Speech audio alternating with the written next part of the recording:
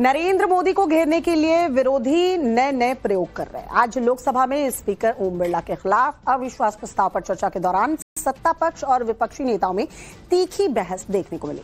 इस बीच एसआईआर प्रक्रिया में वोटर लिस्ट से काटे गए नामों के विरोध में 5 दिन से धरने पर बैठी ममता बनर्जी की पार्टी टीएमसी ने नया दांव चला है। टीएमसी मुख्य चुनाव आयुक्त के खिलाफ महाभियोग लाने की तैयारी में है। वहीं राहुल गांधी ने एआई समिट में प्रदर्शन करने वाले यूथ कांग्रेस के कार्यकर्ताओं को फिर से बब्बर शेर बताकर उनका समर्थन कर दिया, जिस पर बीजेपी ने कड़ा प्रहार किया। स्पेशल रिपोर्ट दिखाते हैं, देखिए हो क्या रहा है।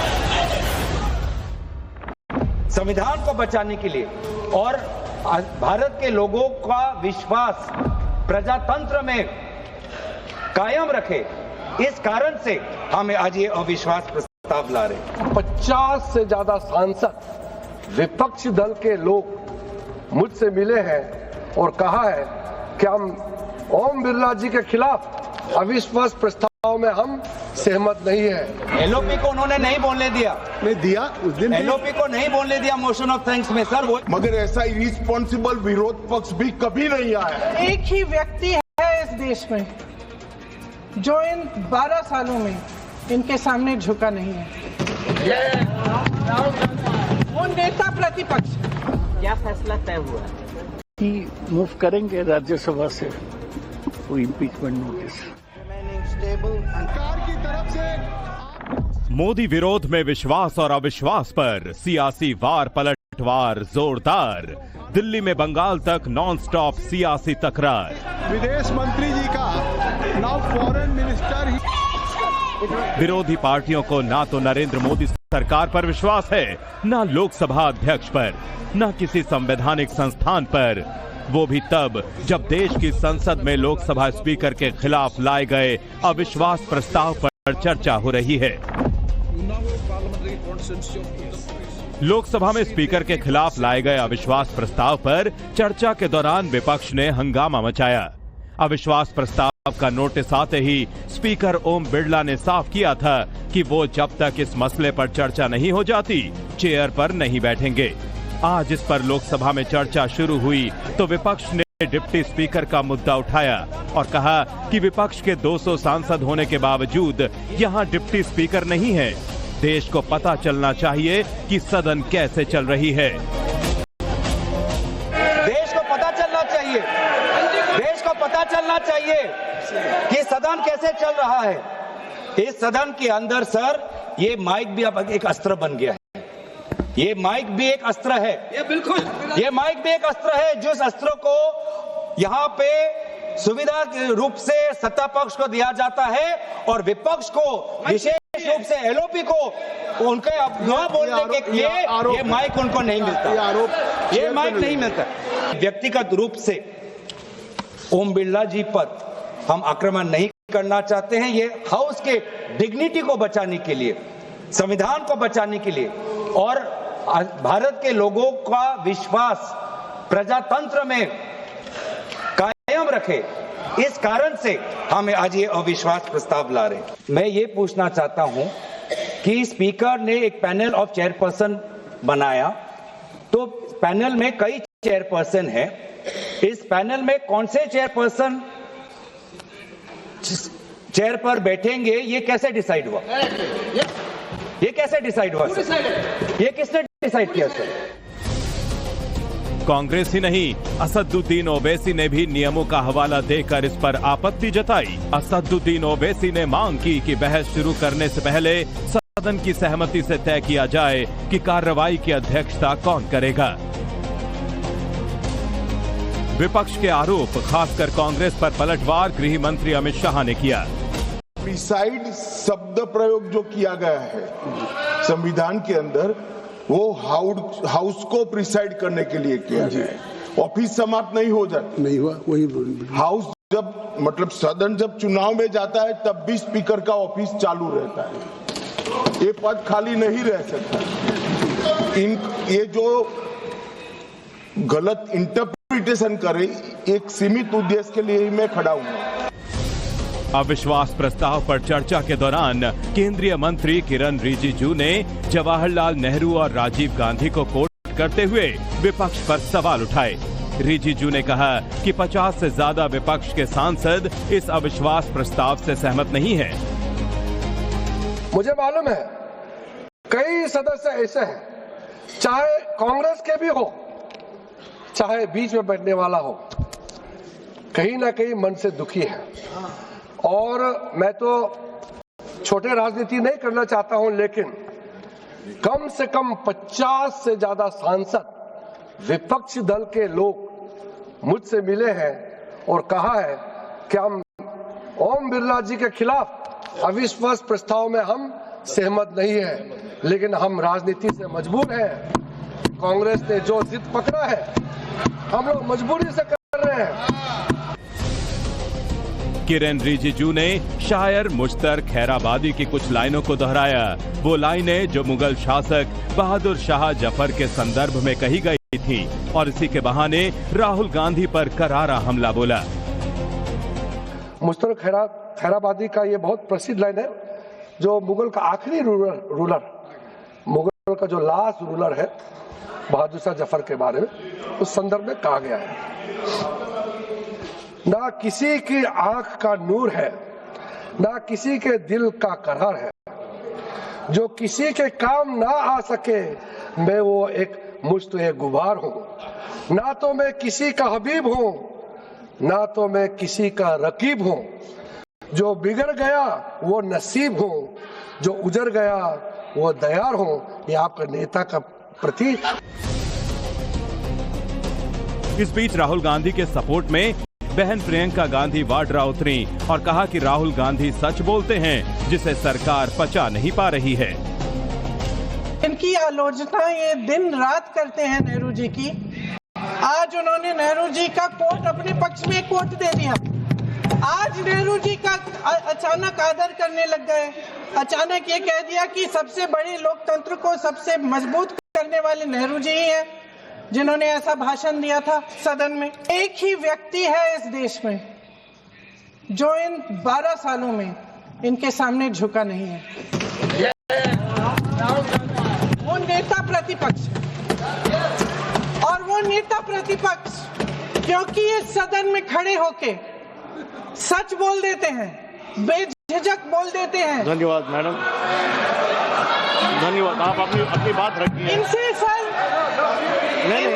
तारीफ की। I gave her the opportunity. I gave her the opportunity. Yes. वो सच्चाई जो है, जो वो बोलते हैं, इनसे पचती ही नहीं है, इन्हें पचती नहीं है। सरकार स्पीकर को हटाने के प्रस्ताव पर करीब 10 घंटे की चर्चा के बाद मतदान कराना चाहती है। सरकार की रणनीति है कि वोटिंग के जरिए विपक्षी एकजुटता और उनके वास्तविक संख्या बल को उजागर किया जाए। इस बीच पश्चिम बंगाल में विधानसभा चुनाव के ऐलान से पहले सियासी पारा 7वें आसमान पर है। एसआईआर प्रक्रिया में वोटर लिस्ट में कटे नामों को लेकर 5 दिन से कोलकाता में धरने पर बैठी ममता बनर्जी की पार्टी ने मुख्य चुनाव आयुक्त ज्ञानेश कुमार को ही कुर्सी से हटाने का दांव चल दिया है। सीईसी ज्ञानेश कुमार के खिलाफ टीएमसी सभी विपक्षी दलों को एकजुट करने में जुट गई है। सदन में सीईसी को हटाने के लिए इम्पीचमेंट नोटिस लाने का फैसला है, तो क्या आजकल के अंदर ये होगा। आप लोगों में विपक्षी दलों में इस पर चर्चा हुई है? हाँ, चर्चा हुई। कल डिटेल में चर्चा हुई, कल हुआ था। क्या फैसला तय हुआ है कि मूव करेंगे राज्यसभा से वो इम्पीचमेंट नोटिस। टीएमसी राज्यसभा में इस महाभियोग का प्रस्ताव लाने की बात कर रही है।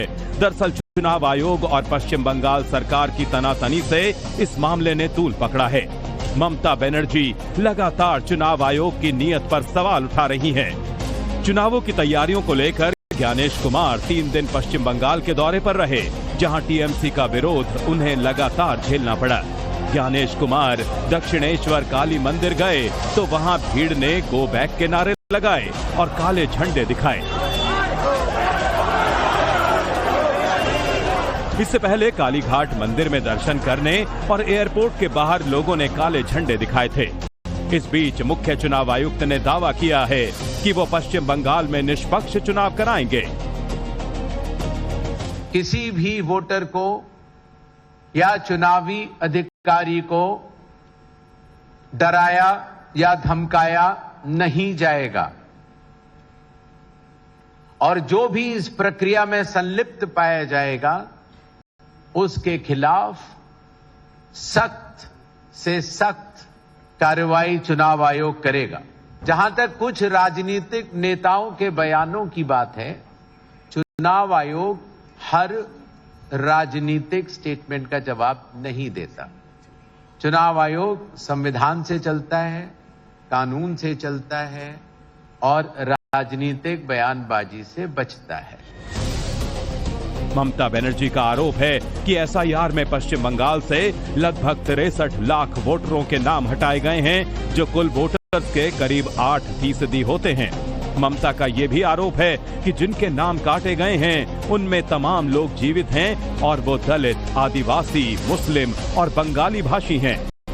एसआईआर के बाद 28 फरवरी को आखिरी मतदाता सूची जारी हो चुकी है। अब ममता बनर्जी की मांग है कि चुनाव आयोग तुरंत एक सप्लीमेंट्री लिस्ट जारी करे जिसमें उन सभी लोगों के नाम शामिल हों जो फाइनल लिस्ट से बाहर हैं। आज ही सुप्रीम कोर्ट ने वोटर लिस्ट से बाहर किए गए लोगों की अपील सुनने के लिए ट्रिब्यूनल के गठन का आदेश दिया है। इन ट्रिब्यूनलों में हाई कोर्ट के पूर्व चीफ जस्टिस और पूर्व जजों को शामिल किया जाएगा। अब ये समझिए कि टीएमसी जिस जिद पर अड़ी है कि मुख्य चुनाव आयुक्त को हटाया जाए, वो प्रक्रिया इतनी आसान नहीं है। मुख्य निर्वाचन आयुक्त को सिर्फ 2 आधारों पर हटाया जा सकता है: भ्रष्टाचार या पद का दुरुपयोग और दूसरा शारीरिक या मानसिक रूप से काम करने में असमर्थ होना। प्रस्ताव किसी भी सदन में लाया जा सकता है। लोकसभा में प्रस्ताव लाने के लिए कम से कम 100 सांसदों के दस्तखत जरूरी हैं। वहीं राज्यसभा में 50 सदस्यों के हस्ताक्षर वाला नोटिस सभापति को देना होता है। अध्यक्ष या सभापति प्रस्ताव को स्वीकार या अस्वीकार कर सकते हैं। अगर प्रस्ताव मंजूर होता है तो आरोपों की जांच के लिए 3 सदस्यीय हाई लेवल कमेटी बनाई जाती है। यदि कमेटी सीईसी को दोषी पाती है तो रिपोर्ट सदन में पेश की जाती है। तृणमूल कांग्रेस के लोकसभा और राज्यसभा मिलाकर 41 सांसद हैं। बिना इंडिया ब्लॉक से जुड़ी पार्टियों के समर्थन के वो सीईसी को हटाने का प्रस्ताव भी नहीं ला सकती। हालांकि बीजेपी का कहना है कि ममता बनर्जी को साफ साफ हार दिख रही है, इसलिए वो ऐसा कर रही हैं। ममता बनर्जी जी ने डर के मारे सब कर रहा है, बहुत डर गए हैं क्योंकि इस बार उनका आखिरी वोट होगा, तो इसके कारण ये सब कर रहे हैं। लेकिन मैं मानता हूँ ये सब करके कुछ होगा नहीं। विदेश मंत्री जी का अविश्वास प्रस्ताव वाले इस खेल को लेकर देश का सियासी पारा पहले से ही चढ़ा हुआ है। लेकिन अब एआई समिट में यूथ कांग्रेस के शर्टलेस प्रोटेस्ट को लेकर राहुल गांधी के बयान ने इस सियासी आग में और घी डाल दिया है। राहुल गांधी देश को शर्मसार करने वाले शर्टलेस प्रदर्शनकारियों को बब्बर शेर बता रहे हैं। राहुल गांधी ने कहा है कि उनके बब्बर शेरों ने एआई समिट में अपना काम करके दिखाया। लोग कहते हैं एआई, सुना होगा आपने एआई, सुना? यहां पे अभी जो समिट हुआ था, सुना आपने? हाँ, कर दिया काम यूथ कांग्रेस वालों ने। दिल्ली के भारत मंडपम में आयोजित एआई समिट में यूथ कांग्रेस के शर्टलेस प्रोटेस्ट से पूरे देश के लोग बेहद नाराज हुए थे। खुद इंडी अलायंस में कांग्रेस के साथियों ने इसे गलत बताया था, लेकिन राहुल गांधी अब भी पूरे गर्व से उसे सही ठहराते हैं। राहुल शर्टलेस प्रोटेस्ट को बार बार सही बता रहे हैं तो बीजेपी इस पर बेहद आक्रामक हो गई है। राहुल गांधी और कांग्रेस पर एंटी इंडिया एजेंडा चलाने का सीधा आरोप लगा रही है। कल स्वयं राहुल गांधी ने इसे एक्सेप्ट किया कि हां, हमने काम कर दिया। और जिस प्रकार से एक गद्दार हंसता है जब उसके खुद के देश के ऊपर वार होती है, the country could read Mir Jafar smile on the face of Rahul Gandhi yesterday, और कल ये प्रूव हुआ कि Rahul Gandhi was the architect, the designer and the one in the driving seat of demeaning and defaming India. एक बार फिर से राहुल गांधी ने बता दिया कि उनके लिए एआई आर्टिफिशियल इंटेलिजेंस नहीं है, एस्पिरेशनल इंडिया नहीं है, एंटी इंडिया एजेंडा है। ऐसा एलओपी तो कोई देखा नहीं, कोई विजन नहीं, केवल अर्बन नक्सल की तरह व्यवहार करना। ऐसे में सवाल है कि क्या विपक्ष के पास कोई ठोस मुद्दा नहीं रह गया है? क्या सरकार को घेरते घेरते विपक्ष संवैधानिक संस्थाओं को भी घेरने लगी है? सवाल ये भी है कि क्या राहुल गांधी अब विरोध के हर उस तरीके को ग्लोरीफाई करेंगे जो शालीनता की सीमाओं को लांघता है? ब्यूरो रिपोर्ट, टाइम्स नाउ, नव भारत। होली के रंग से मजहबी नफरत का दिल्ली ने ऐसा चेहरा देखा जिसने हर किसी की रूह कपा दी।